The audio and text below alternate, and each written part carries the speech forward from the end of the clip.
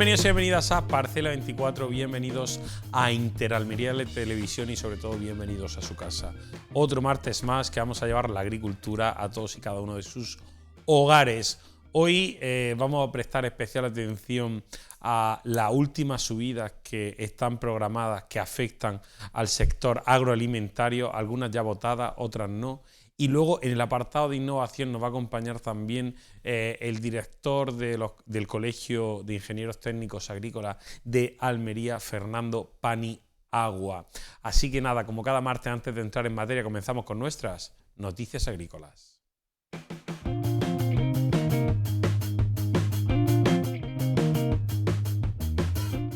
El segundo Congreso Internacional de Gastronomía Verde Bestial 2025, celebrado en el Palacio de Congresos y Exposiciones Cabo de Gata, ciudad de Almería del Toyo, ha confirmado el auge y posibilidades que tienen las frutas y hortalizas en la cocina española e internacional, tras reunir los días 24 y 25 de febrero a un total de 19 estrellas Michelin, 2 estrellas verdes y 21 soles Repsol, un elenco de los mejores chefs de vegetales del mundo, incluidos en la guía We Are Smart. Bestial 2025 ha sido clausurado por el concejal de Turismo, Comunicaciones y Promoción de la ciudad del Ayuntamiento de Almería, Joaquín Pérez de la Blanca, y por el delegado provincial de la Consejería de Agricultura, Pesca, Agua y Desarrollo Rural, Antonio Mena, tras 2 días frenéticos en los que los vegetales han sido los auténticos protagonistas, y Almería ha demostrado una vez más por qué es la huerta de Europa, como han reconocido los principales protagonistas, los cocineros que se han dado cita en este escaparate del universo veggie. El balance es positivo, hay que dar las gracias a la Junta por esta fantástica iniciativa que vamos de la mano, y también a todos estos grandes chefs que nos han acompañado durante estos días, poniéndonos al día, precisamente también con conferencias, talleres, con show cooking sobre la vanguardia, sobre lo último que se da, sobre nuestros grandes productos. Tenemos que decir también que para el Ayuntamiento de Almería siempre es un placer poder colaborar a la hora de promocionar algo tan nuestro como las verduras, como las hortalizas, ya que hay que recordar también que somos uno de los principales exportadores a nivel mundial. Y qué mejor manera que hacerlo con un cierre, con una edición que este año se ha superado respecto a la pasada. Hemos contado con más de 1000 participantes, hemos contado también con muchísimas empresas del sector, a las cuales bueno, pues hay que darles las gracias por esa involucración, por el querer participar siempre cuando se les llama. Por su parte, Antonio Mena ha manifestado la apuesta clara de la Junta de Andalucía por los productores, comercializadores y empresas y conectarlos con los cocineros. Se nota la evolución en el Congreso, hemos tenido muchísima gente joven, muchísimos alumnos de escuela de hostelería, muchísimos escolares. Y el objetivo de la Consejería de Agricultura es precisamente ese, ¿no? Que se relacione el productor, se relacione el consumidor final que va dirigiendo nuestros productos con los mejores embajadores y con las personas que dan más credibilidad a los productos, como son quienes lo elaboran, los cocineros de alta cocina, como son los que hemos tenido aquí, y los cocineros también almerienses.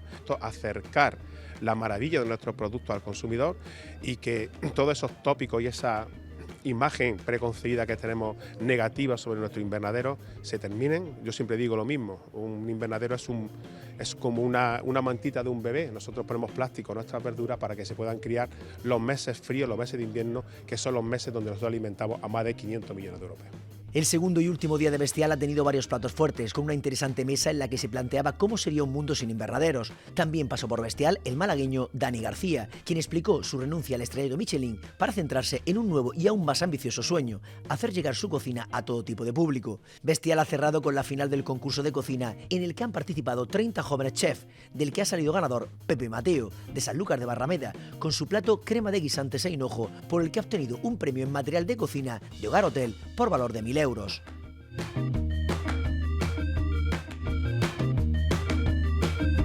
Desde la EMET se suavizaba para hoy el aviso de precipitaciones intensas. Disminuía la preocupación, pero se mantenía el cierre de centros escolares en Níjar y la suspensión de actividades al aire libre en Carboneras, Pulpí, Sorbas y otras muchas localidades. No se espera que sea especialmente intenso, salvo en esas zonas de aviso naranja, que bueno, pues las ramblas podrían llevar un poco más de agua. Y habría que tener un poquito más de especial atención en esas zonas, ¿no? En la capital apenas ha empezado a llover este mediodía, pero en zonas como Tabernas las ramblas han ido llenas. Aunque disminuía la preocupación por la posibilidad de lluvias torrenciales, la acumulación de agua ha sido cuantiosa. Sorbas ha recogido 116 litros por metro cuadrado en las últimas horas, Turrillas 84, Lucainena 52 y al menos otra decena de localidades se han acercado a los 40 litros acumulados. Parece que los modelos, la última salida del modelo ha dado un poquito menos de precipitación, pero bueno, hay que seguir alertas con esta situación. Durante todo el día de hoy se ha mantenido activada la alerta naranja en el Levante y norte almeriense y la amarilla tanto en la capital como en el poniente y las Alpujarras. Desde el domingo, Andalucía tiene activada la prealerta de emergencias en previsión de estas lluvias, que cada día desconciertan más a los propios sistemas de predicción.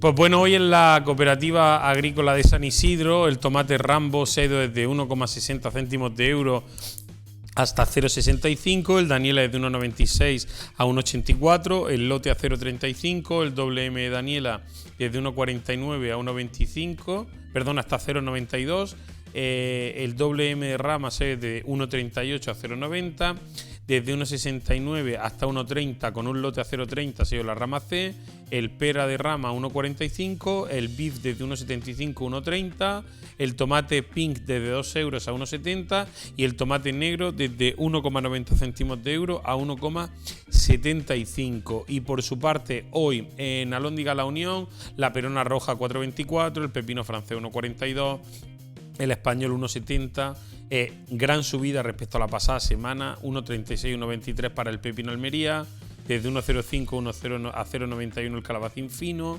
el gordo desde 0,99 a 0,83, la berenjena rallada a 1,05, desde 1,11 a 0,96 la larga, y por su parte el italiano verde de 2,35 a 2,16, el lamullo desde a 2,32, el lamullo rojo desde 2,25 a 2,02, el California verde de 2,16 a 2,06, el rojo desde 2,69 a 2,32 y el amarillo desde 2,51 a 2,12 céntimos de euro.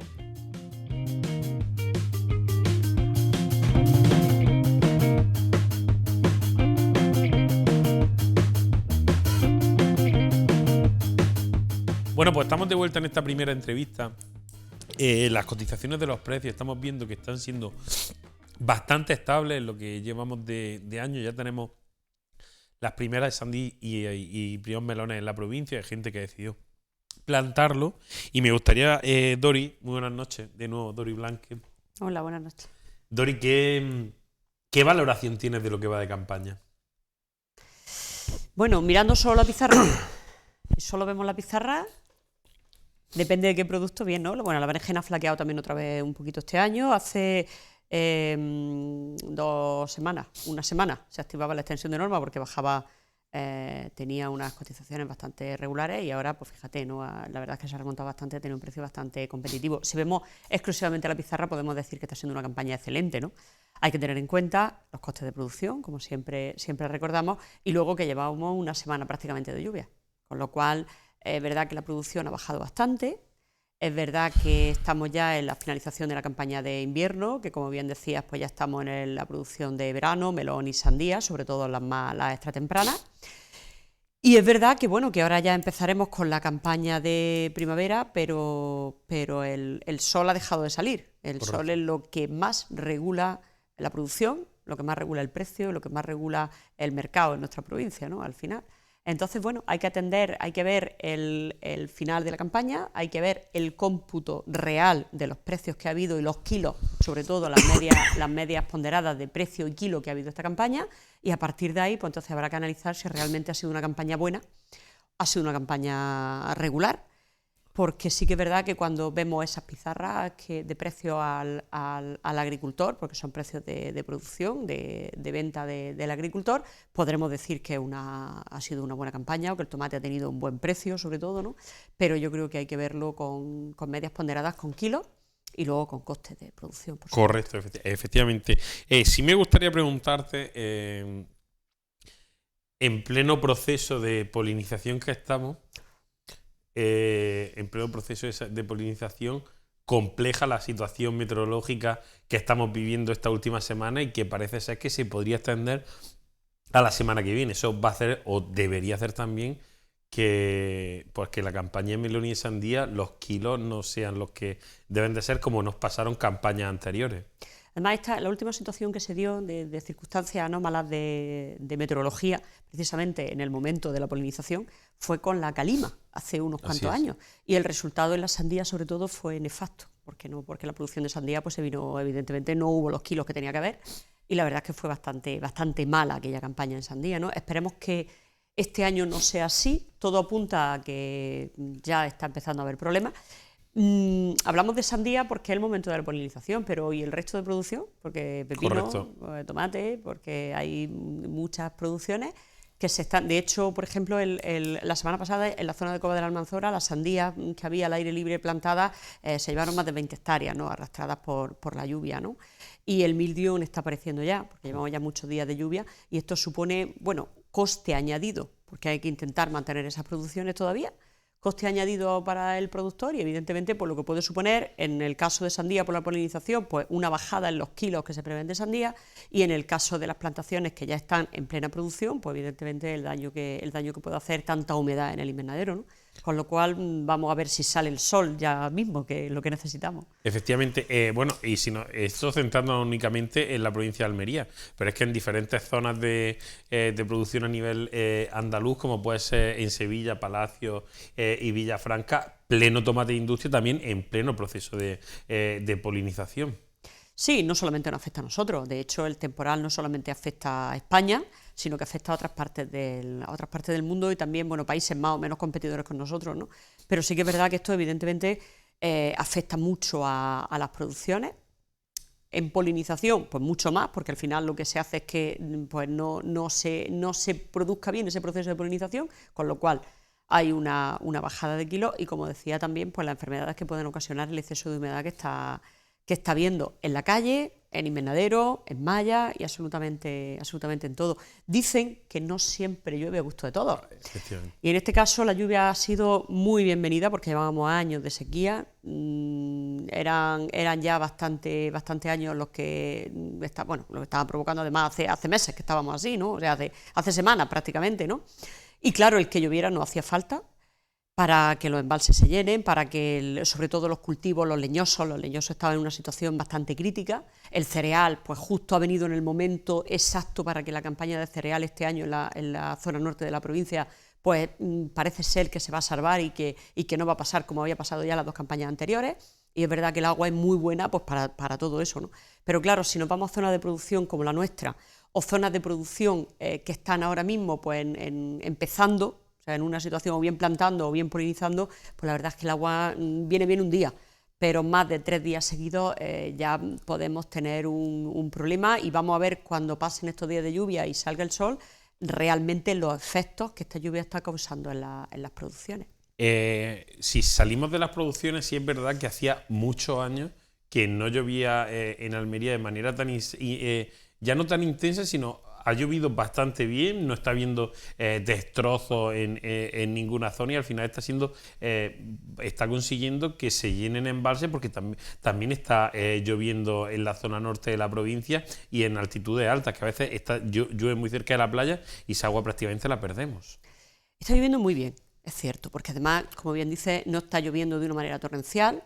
La tierra está absorbiendo bien el agua, lo cual pues le deja con humedad, y eso es muy bueno para los cultivos. Digo, los leñosos, tanto el olivo como el almendro como los cítricos están en una situación bastante crítica, dependiendo de la zona de la que hablemos, pero bastante crítica, y esto está viniendo fenomenal, porque es una lluvia pues que evidentemente lloviendo bien pues viene muy bien, además hacía falta. Lo que pasa que, claro, dependiendo de la zona, como bien dices, si llueve muy al sur, muy al lado de la playa, primero que no se recoge ese agua. Correcto. Y segundo, que los cultivos que están pegando a la costa, como son los hortícolas, pues más de 2 días de lluvia, porque se limpie un poquito el ambiente y porque nos viene también muy bien cuando hay que limpiar el plástico del blanqueo y demás, pues nos viene fenomenal, ¿no? Que no es el caso esta vez, pero sí que es verdad que, bueno, un par de días más no nos viene bien que llueva, pero como tampoco podemos hacer que pare ni que llueva, correcto, o sea, ya nos hubiese gustado otro año, porque además yo no recuerdo que lloviese tantos días seguidos, creo que desde que tuvimos la pandemia, sí, con lo cual hace casi 5 años que no llovía de una manera pues muy seguida. Es verdad que de una manera muy bien, o sea, una lluvia bastante, no es una lluvia fuerte, sino que es una lluvia flojita, que hace que la tierra pues la absorba muy bien, y hace ya muchos años que no llovía así. Entonces ha venido fenomenal. Ahora bien, nunca llueve a gusto de todos. Correcto. No todas las plantaciones lo cogen de la misma manera. Para la ganadería, pues evidentemente para los pastos del ganado, esto es pues como agua de mayo, como se suele decir, ¿no? Esto es muy bueno. Pero bueno, vamos a ver los efectos, ojalá que sea menos de la preocupación que ahora mismo se está teniendo en el campo. Los agricultores están preocupados, dependiendo de la plantación que tenga. La verdad es que la situación pues ya se empieza a ver un poco fastidiada. Y vamos a ver en unos días a ver si para un poquito, por lo menos en la costa, que pare en la costa, que siga lloviendo en el interior y podamos seguir por los embalses que puedan seguir recogiendo agua y que bueno, y que el verano pues sea bueno, ¿no? Y además y la ganadería pues que tengan sus pastos y que pueda beber agua el ganado. Efectivamente. Esperemos que esto sea así, pero bueno, no podemos hacerlo, con lo cual vamos a ver qué pasa. Es verdad que, bueno, si unimos, es verdad, el número de precios con las diferentes situaciones que estamos viendo, es verdad que a lo mejor las rentabilidades no son las que espera el agricultor a final de año. Antes de entrar en la subida del salario mínimo interprofesional, sí me gustaría preguntarte sobre un tema candente que es la subida de aranceles a los fertilizantes. Bueno, eso es una más, quiero decir, estamos hablando de costes.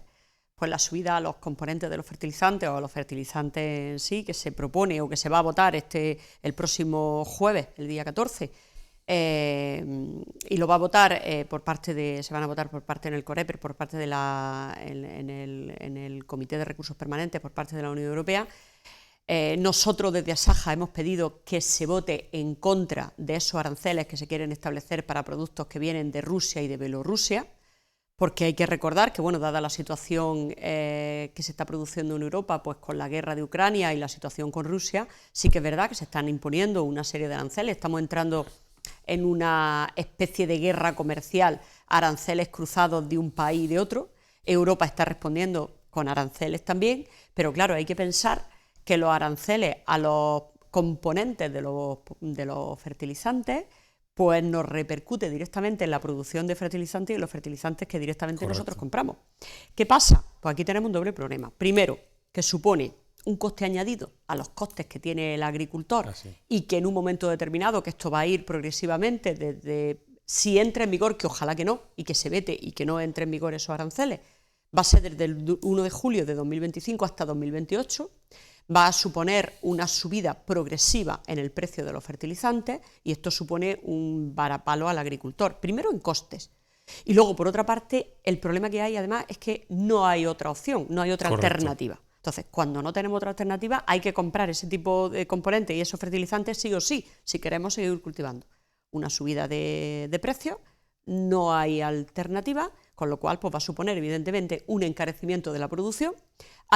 Habrá productores, agricultores que no podrán hacer frente a ese encarecimiento de la producción y todo esto conlleva pues, un encarecimiento de las materias primas, conlleva un encarecimiento, como no puede ser de otra manera, del producto, ¿no? Con lo cual el consumidor también lo va a notar, ¿no? Entonces esto es desde el campo hasta la mesa, literalmente, lo vamos a notar absolutamente todo, no hay ninguna otra opción y supone un encarecimiento progresivo y desorbitado del precio de los fertilizantes. Hemos pedido que se vote en contra, se le ha enviado una carta al propio presidente del Gobierno, a Pedro Sánchez, pidiéndole que se vote en contra por el perjuicio que supone para el sector. Si entra en vigor esta subida, la verdad es que se complica un poquito más el seguir. ¿De qué porcentaje estamos hablando? Pues estamos hablando que ahora mismo entraría ya, dependiendo de qué tipo, sería pues hasta llegar a dependiendo de qué tipo de qué componente me refiero, podría suponer hasta un 50%.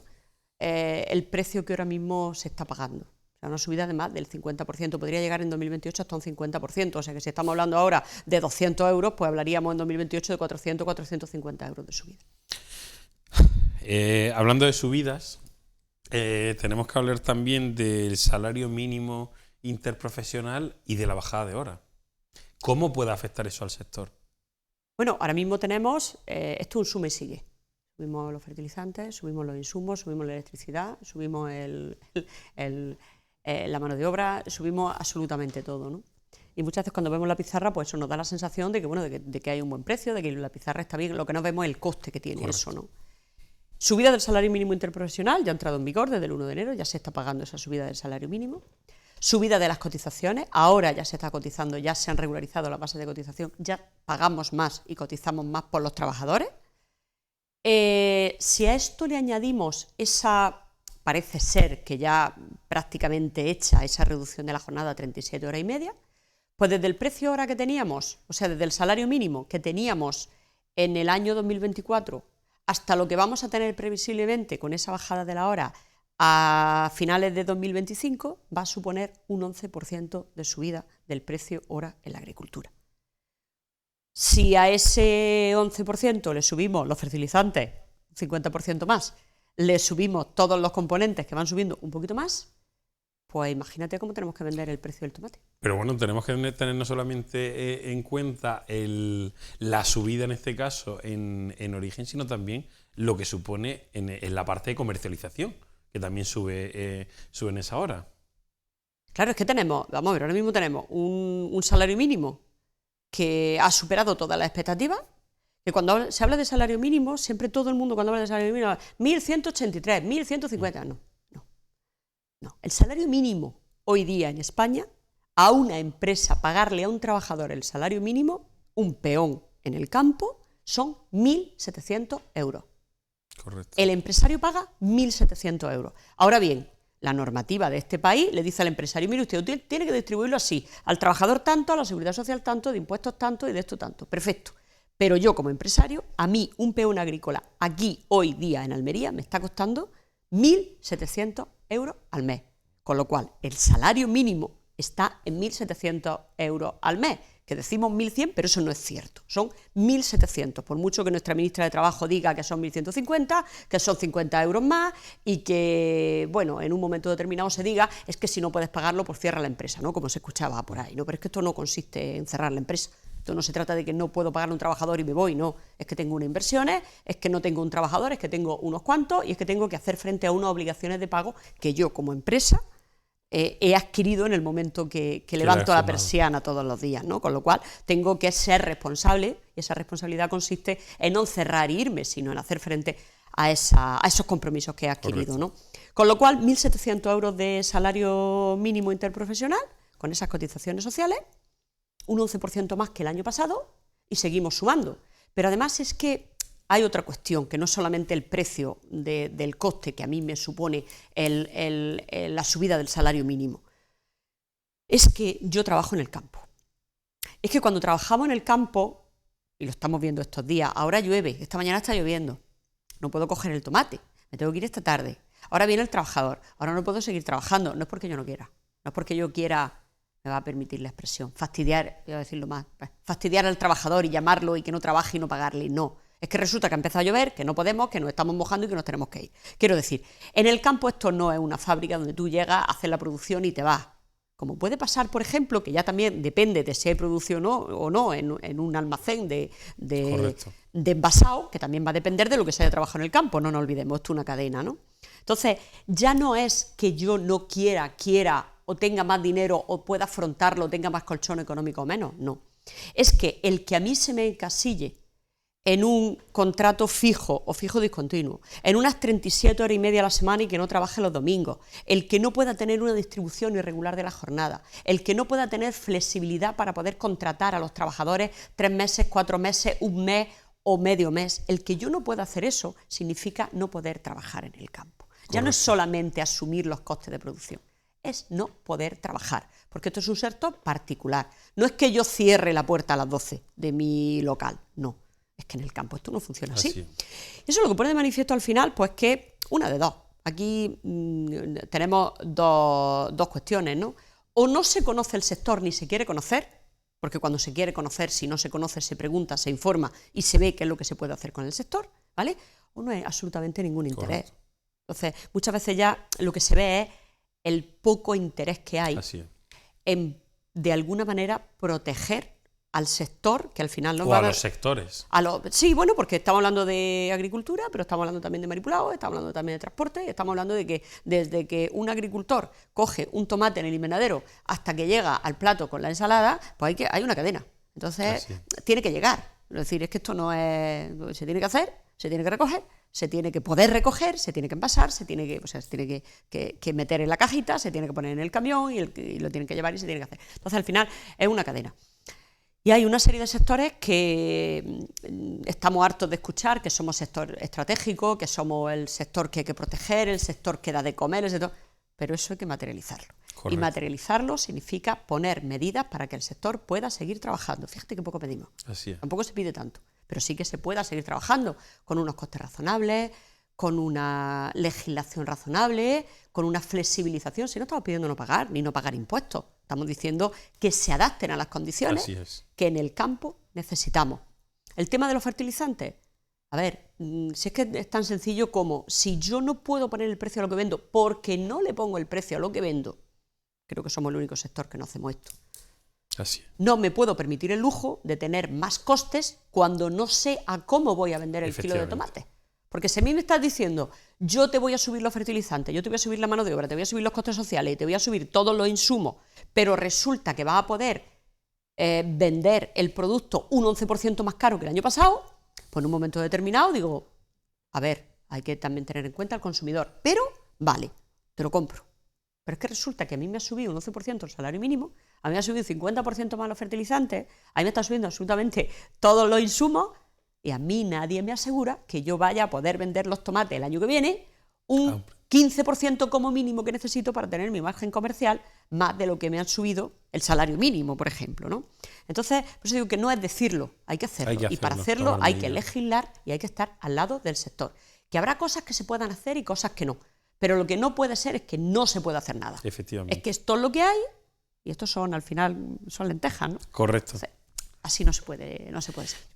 Pues Dori, de verdad, agradecerte que nos acompañes con nosotros, que nos acompañe a nosotros una noche más. De verdad, muchas gracias por poner todo esto encima de la mesa y nos vemos en nuestro debate agrícola. Un placer, muchas gracias. Bueno, pues nosotros lo vamos a dejar aquí y volvemos ahora en nuestro apartado de innovación.